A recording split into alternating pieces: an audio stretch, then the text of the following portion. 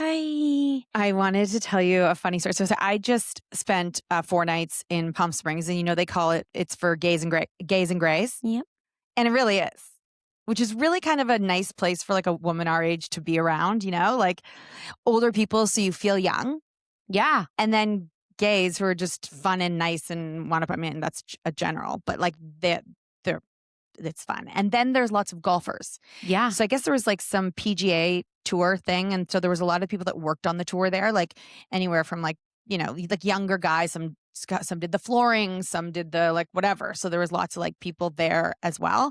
And this one place, every night's a party. How many of you have kids that go on the trip? I'm just like rounding it up for all of you. Well, everybody has kids except for one of us. And the lift of going, but they have one. Everyone has, I know, it's so weird. everyone has one except for two of you. And two have two. Oh, and two. So But two. nobody has three, which I was like sitting at the table. I was like, I can't believe none of us have three. Three's such a normal number. I mean, they're like, no, two's normal. One Now, is less normal. When you guys plan a girls trip, do you have to do it around the divorce schedules? Yes. And how do they make sure they have it on the same weekend? Or they planned that a long time ago? Yeah. Yep. And if things change, you're screwed. Yes. And one person was unable to come. Because of the divorce schedule. Mm-hmm. Because, okay, so here's the thing. You tell me about this is what I'm learning about divorce. That if you, some people in the relationship want to keep 50-50. Mm-hmm. Because if this is just in Ontario, if they give up anything more than 50, they have to pay more. Yeah. So if it's to the day. Yeah. And so, yes, I think it's like hours, right? So what's kind of crazy is that let's say one of the parents, let's choose the dad, in our case, like it would be a lot harder for like the dad or like. Oh, for my husband for to your do husband, 50-50. right, to do 50-50. 1,000%. It would be So really hard for him. I remember growing up, everyone I knew was with their dad every other weekend and every Wednesday night.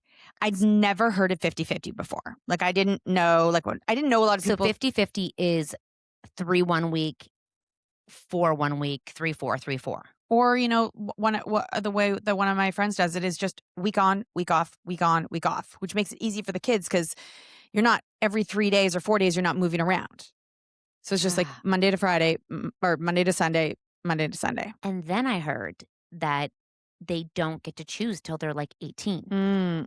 I think they get a voice a little bit younger than that, the kids. If they want to, they're allowed to, But I wonder how the money falls in. I think that they still then would have to be 50-50. Like if they choose to, to stay at their mom's, then that is their I only know this because of someone whose kids are older, and it's so true. It's like, okay, well, if your kid wants to, it's almost like, yeah, and that's what makes it tricky again, because then the kid is like, well, I want to stay with mom, and then mom's like, well, and then dad's like, no, because then I have to pay mom more. Because what I was going to say before is if, let's say, like there's a dad who doesn't want 50-50, but he doesn't want to pay more money to her, he sometimes, to spite her, will say 50-50 just so that it's equal amount of money that they're spending. The other weird thing is that I hear so many people think that the relationship will be different. They'll be different than all of the divorces. Like they'll be different because it's so weird when you think of 50-50 coming down for money. You only want your kids because of the 50-50 for money. Exactly.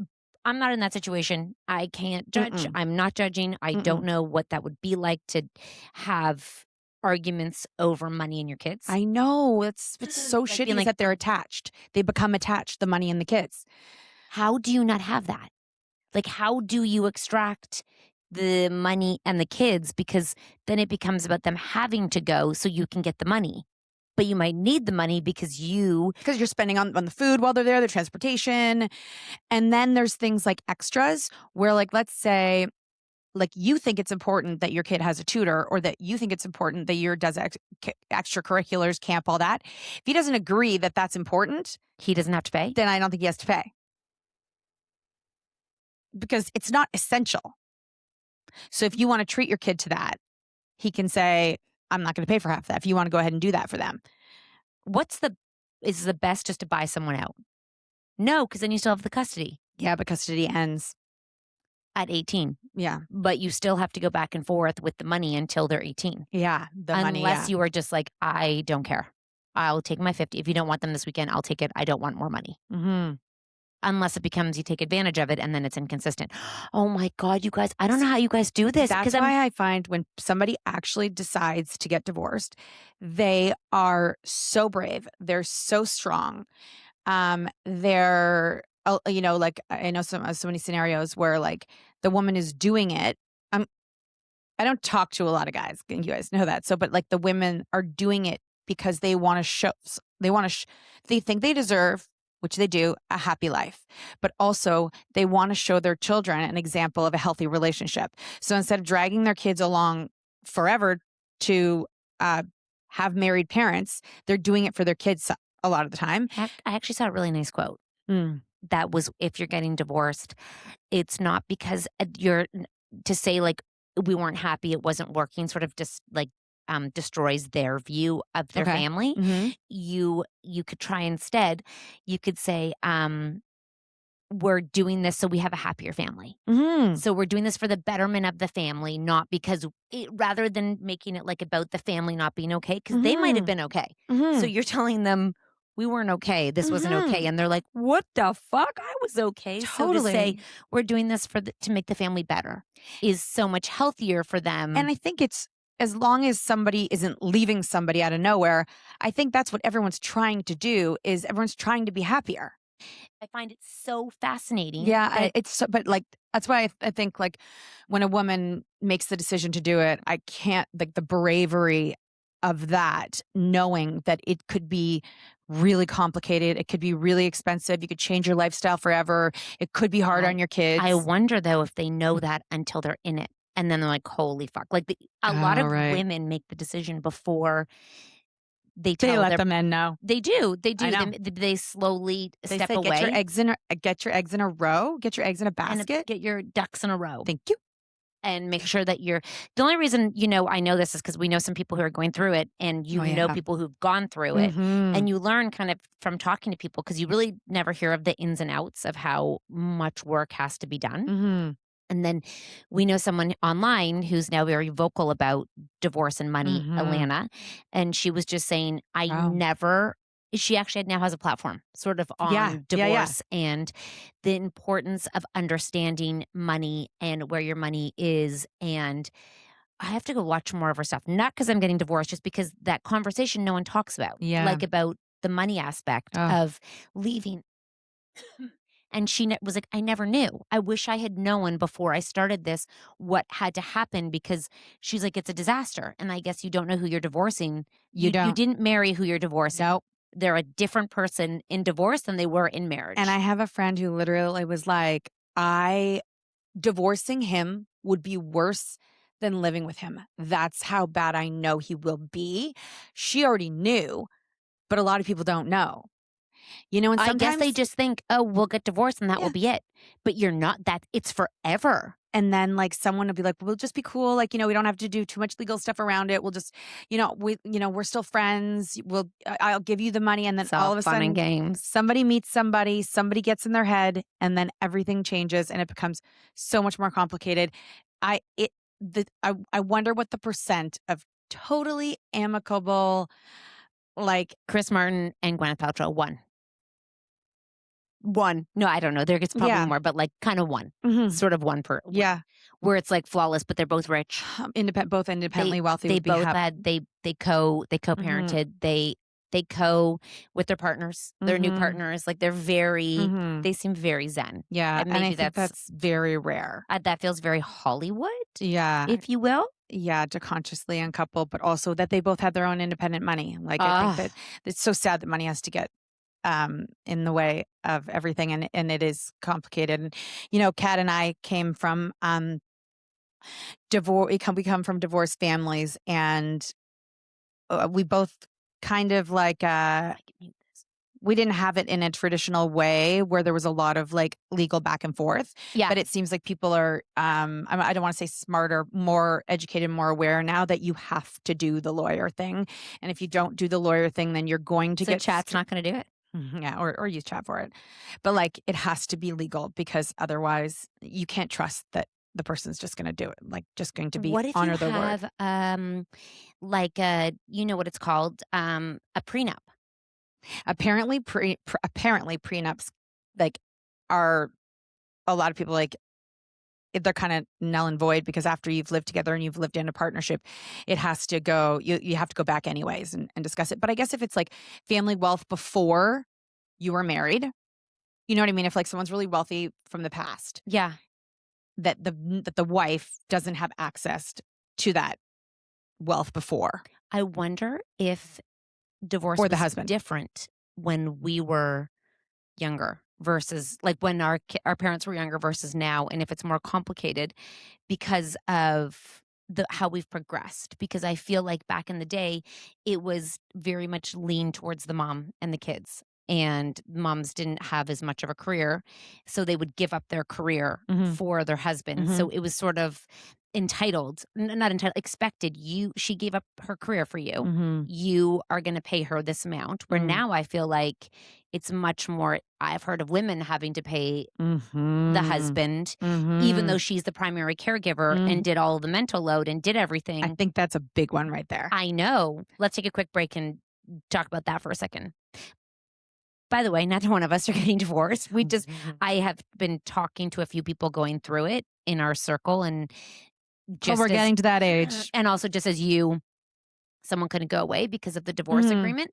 It's just so interesting to me that it's not talked about. And I feel for everyone going through it because I don't know how often you can't talk about it because someone in the party isn't on the same page, or Yeah.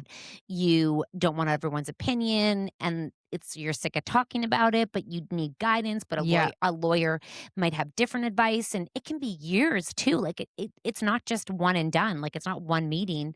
So, the woman who does it all, but then still has to take care of the husband. That's crazy. Yeah, and I think that's a big one that didn't as you're right, that didn't as much exist because, on paper, if you're looking because really the whole divorce thing, it's like it's like a calculator. You And just men can hide money that you didn't know they have. Like, if you're not aware, I think that's what one person we know, I think mm, Alana talks about there being more mm, money, but someone not showing it. And mhm, you're like, but if mm, you don't have proof, because a mhm, lot of women aren't in on the finances mhm. and they're not aware of where everything is. So you're just hopeful that your partner is going As to be honest. honest. Yeah. But let's just say you do work and you Mhm, do contribute, but he also does and has it mhm. everywhere. And then it's gone before you get divorced. That's why, they say always keep a slush fund on the side Well, he could be just in keeping one case. too. No, I know, but if he's going to, then we should too. Because when you get divorced, it doesn't matter anymore. And really, if you're really going through all the legal and you're doing it really proper, there should not like they should it would be illegal for them to not Disclose. disclose what they had. If you don't know where it is, you don't know. Right. If you're leaving it in your like If you have your own sister's account, because doggy bag. it's what's a joint. Yeah, but they're able to see everything if you're Forensics. honest. Yeah. But if you're leaving it in your sister's basement in a bag. I it's sort of it is fascinating to me. Again, Scary. just like I like men stories who murder their wives. I don't like them. I just find them fascinating. I find it fascinating how people can change in a divorce and be so different and get so fucked with the money that they'll screw their kids over Yeah. their wife not having it for the money, or their husband not having it, ex for not having it. Yep. But I don't know what that's like. Like I Yeah. don't know the feeling because Yeah. you hate them so much Yeah. that you're like, if I'm giving you this for Mhm. 50%, but you're going to gain 100%. Fuck you. Mhm. And then how many divorces are you like, okay, so if you're talking to the man, it always goes like this. Like the man, it'll be like, oh, his wife was cuckoo. Oh, And if it's the woman, he was a dick. yeah.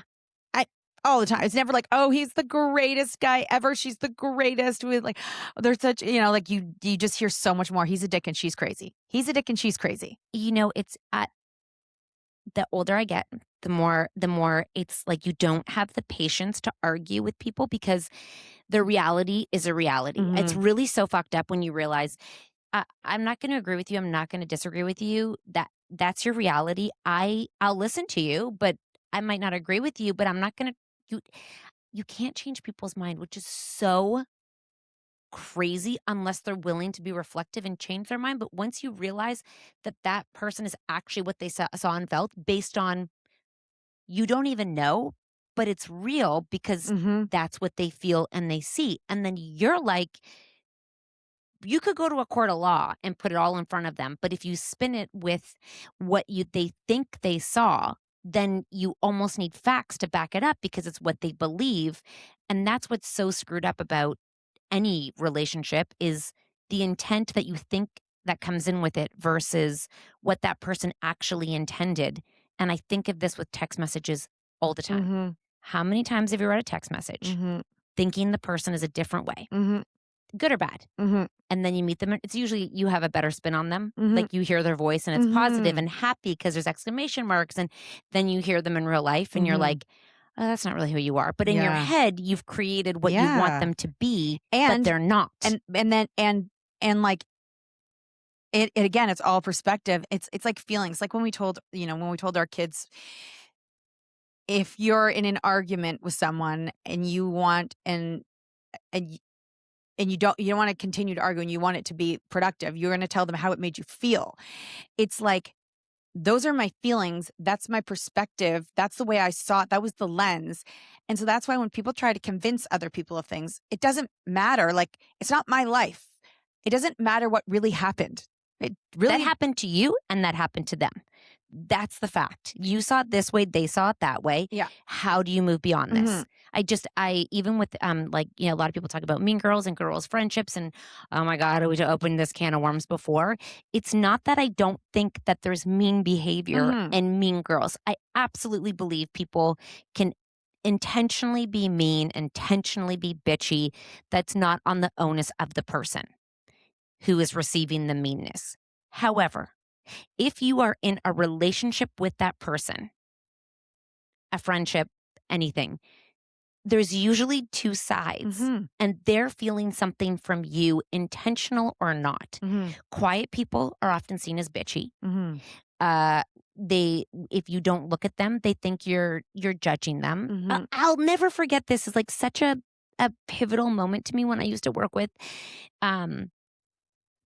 children who were arrested, so young offenders, or we'll just say people who got in trouble with the law for reasons that were so incomprehensible to me because one of them was on the bus and they said this person looked at them. And to them, they were looking at them with a problem. And I said, what if they were looking at you because they loved your shirt? You took it as disrespect, but they were like, oh my God, that person is so beautiful. But that person that child was carrying that people are out to get them. Of course, because based on their history. It's whatever so when I say when you walk into a room, back to Hillary Duff, not saying they weren't mean. If you walk into a room with a preconceived notion of things, you're going to see every negative thing and take every negative thing that's put down, which might not have been their intention. If that happens every time you walk into a room and you feel that way, regardless of who's right or wrong, that's a sign this is not the place I want to be. And I think that that's what I try to teach my kids rather than putting the control back in someone else's land where it's like, they're bitchy, they're so mean, they're this. Fuck it. Yeah. Maybe they are, maybe they're not. Yeah. But for you to be so angry over being mad at someone who's mean to you, if the behavior is you don't feel good around them, then that's not a friend. And that's not how a boyfriend should treat you. And often for people who are wondering, look at it as if it was their significant other. And if they're being treated that way, you would advise them not to have that friend or that boyfriend. Yep. If they came home and said, he made me feel this way and this way, you'd be like, fucking leave him. I know. And that would be the exact same application to friendships. Yep. Is if you are not feeling, don't try to control it. You can throw the blame back on them, but that does nothing for you because they're not going to fucking change. Yeah. Unless you say, hey, I'm feeling this way. And they could be like, oh my God, I'm so sorry. That wasn't my intent. Yeah. I did not mean to make you feel And that if you way. take it there, that means that you want to that you're trying to have a two-way friendship. And when you throw it out there, and if what you get back is something that you like, then that's a partnership that you might want to keep. That's a friendship that might be worth the investment, might be worth the time. But if you don't like the response, like I feel like when I think about like the housewives, yeah, and how often the same people will get into fights, and I know it's a show, guys, I know, but like it's so clear that their personalities aren't made for each other because they never receive things well. They're interpreting each other totally wrong for whatever reason. And it could be something from when they were like a child, and they'll always receive that tone of voice in a way that they don't like it. So there's options. Also, if you look at human biology, which you know I fucking love, like if we look at the animal kingdom, take a quick break and we'll come right back. If two dogs can walk by each other and hate each other for no reason and like another one, clearly they're giving off signals they don't like each other. There's no beef from history. They're not thinking, oh, you did that to me. Oh, you're judging me. No, their energies just aren't connecting. So if animals can have it, sure as fuck we can have it. And I just think I'm like, it's not as complicated as we think. And I really think when it comes back on us, and I say to my kids a lot, the people that you let into your life, assume they want good for you. Assume they're not intending to hurt you. People are going to hurt you. But if you always assume they're there to hurt you, then that's a problem. And even when they're not trying to hurt you, they're going to hurt you because that's what you're looking for. No, they're going to, yeah, right. But if they do hurt you, that's fine. But assume their intention wasn't to hurt you and what they did was to actually maybe help you. If they are hurting you, that's not someone in your life that is good for you. So if someone keeps hurting you and you're like, that really hurt me, and they do it again, pattern, problem. Because that person might do that exact same thing to someone else and it wouldn't hurt them. Yes. So then they're better for each other. Yeah. Or we watched Kissing Booth 3. Clea and I just finished it. And she's basically the last. Have you seen it? Before we watched 3, we were finishing 2. Okay. So the third one is she's putting everyone before herself, inevitably hurting everyone by just not being upfront because she's trying to protect and help everyone. And they're basically, fuck you. Wait, is this where she's going to school? It's everything. The whole summer. She's with them all summer. But is it where is it in 2 or 3 where she's deciding where to go to school? The whole third is where she's deciding where she's going to school. So I'm watching 3. Okay. Or I watched it. So she's hurting them by trying not to hurt them. And at the end, she's like, all I'm trying to do is not hurt you two fuckers. And all I'm doing is hurting you two. Yeah. So it's sort of like. That's like a really good example of like, they could be like, she's such a bitch. Like I can't believe she's doing this. But yes, but just not stop for a moment and like be like, you're hurting me, rather than being so mad at her. Be like, you're really hurting me. She could have been like, oh my God, I didn't mean to. I'm trying to not hurt you. Yeah. So it's just like the conversations of intention. If they're in your life and you assume bad, then you don't trust that friendship, and it's probably not one you should have in your friendship, in your life. But if you can get over that you like, you know what, I trust their intentions, that's someone good to have in your life. Yeah. And if the pattern's a problem, fucking leave it. Yeah. Patterns. It's patterns. I think like other things come to mind is like when people are like, you know, our friendship and how, you know, like, oh, they always want to know. And it's fine to ask. Like we're not offended if you ask, do you guys fight? But what we have is we have the understanding that we know we want the best for each other. We know that if like one's successful, the other's successful. One's successful, the other's successful. We'd do things to make each other happy.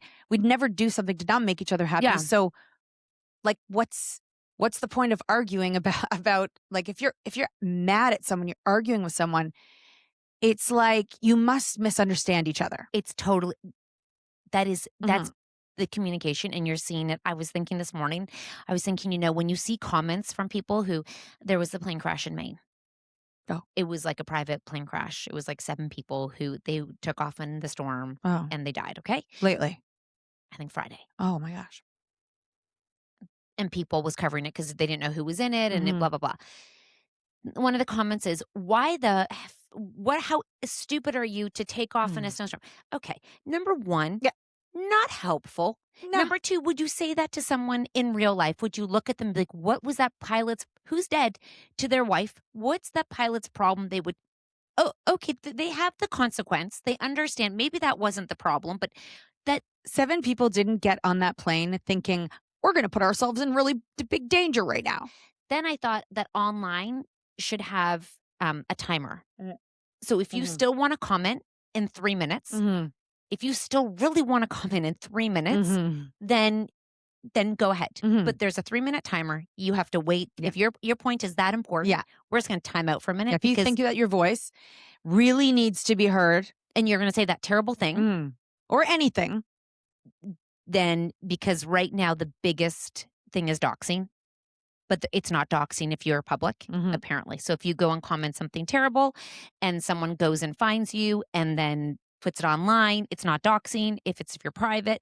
And I think one woman who was a wife of someone very successful left a terrible comment recently on another person's public page. And they have had to do statement after statement, basically saying, our company values don't reflect my wife's. You're just like, 3-minute timer would have really helped out. And I do think that that's in life too. Take a 3-minute timer, just 3-minute timer. Decide how you want to respond. Look at the text again. Look at the conversation again. Give yourself fucking 3 minutes. If you are still livid, angry, mad, then there's something to dig deeper there. But like often we're so reactive to get our point in that we can't sit for 3 minutes and just be like, let me just look for a second. Let me think of what their intention was. Oh gosh, but people don't think of. I'm just saying, like, especially the people close in your life, rather than just flying off the handle. Because I know so many tumultuous relationships of siblings, of things, and listen, there are hurtful siblings. There's hurtful everything. But like, just sit for a second. What do I want long term from this? You know what I mean? Are you worth it in my life? And you know, one thing on on a positive note of that is like, if you're sitting there and you're like, I'm feeling like Hillary Duff's friend, the girl that felt that way. Yeah. Know that like, when sometimes in life you will just meet someone somewhere and you'll just feel an immediate, like, I feel like there's just a synergy. Like, I feel like we're laughing at the same jokes. Yeah. We're saying the same kind of stuff. We're getting along. There's other people out there and you can make friends, but you also got to be aware of that feeling. And it doesn't mean to say her feelings are fully valid. Oh, yeah. And if she felt that, that's great you left. That is so great you left. But I'm saying when you're trying to find new people, put your like receptors out and you can feel it. I always remember times when I meet people and I'm like, just like that. Easy to talk to. And it's not easy for everyone to talk to, but for me, our energies are working and I enjoy you. And usually it's the same general sense of humor, you know what I mean? Yeah. That makes me feel comfortable. They can talk back. They can carry a conversation with you. And what they say is interesting. Yeah. What that person says isn't interesting to everybody. It's interesting to you. So like dial in and be like, this could be a new potential friend for me. And don't personalize if you don't. Honest to God, think about the dogs who walk through and just fight for no reason. There's no beef other than they just don't, there's not a synergy. So their way is to just fight. But we don't have to do that. We can be like, oh, cool, you carry on, I'll carry. We just take them and walk the other way with the dogs. You know, they shake it off. You know, dogs actually shake it off to reset. Shake it off, reset, and walk the other way. Because I feel like the greatest lesson is from them that if they can be for no reason, because they could meet 9 dogs and love. Chi-Chi has a lot of enemies for no reason. We don't know why. Chi-Chi, my dog, but the trainer does have an idea because she has little girl energy. She has wimpy energy, and some dogs like to take advantage of that. That's okay. Some dogs get along with her. Some just like to bite her. Oh, so if she was in high school, she'd be bullied. Oh, 1,000%. She is bullied when she has energy that allows a lot of people, a lot of dogs. Then the dogs are like, my dog has never done this. I'm like, poor Chi-Chi. She freezes and she becomes like, they don't know what to do with her. So they eat her. Rather than being normal, she's not normal. She has a few problems with, she doesn't interact normal. She has a few misbehaviors. It's okay. We all do. So just understand that but some energies aren't going to get along. You know what also it just makes me think of is like in general society puts so much like emphasis on like romantic relationships, right? So like that when you're in a club or all those times we're in a club or you're anywhere and two people are drawn to each other. Not everyone's drawn to the same person. No. And then it's like, it's okay though. Like that's normal that they'd be drawn together and work. But it's like in friendships and other situations, it's like, it's apparently weird. Or it's you're trying to force like, oh, there's a group of girls your age, so you should just be friends with them. And if you're not friends with them, that's not normal. Well, I don't want to sleep with everyone in the room. I just want to sleep with like a couple of you. Like, I know. And when I was in the airport that time and that guy, and I know this is a romantic thing, it's kind of off, but he sat at the bar across from me and it was such an immediate spark. I did not talk to him. I just was like drawn to his energy. And he was drawn to mine and you could just feel it. And it was like, I don't know if I don't know if everyone's in tune with their energy. Yeah, that's exactly right. That's the problem. Yeah. You're right. You're totally right. But if you have a dog, pull on that. Pull on that they have energies. We all do. Yeah. So when you walk the dog, realize the energy. You can actually see the two energies meeting, and if they're going to like each other, you know right away when the dog is kind of come close. You're like, oh, this is not going to go well. Same. It's just walk more dogs, and you can watch other people. Just you can see how, if you're at like a cocktail party, let's say, you can see people meeting and just having so much to talk about, and you would have nothing to talk about with them. It's just like you're not like. I've got a second podcast for us. Thanks for joining us, guys. Let us know if you understand what we mean by energies, and if we're just two fucking wackadoos who talk about energy. And everyone's like, stop talking about energy, but energies, everything. Everything. I don't know about these crystals though.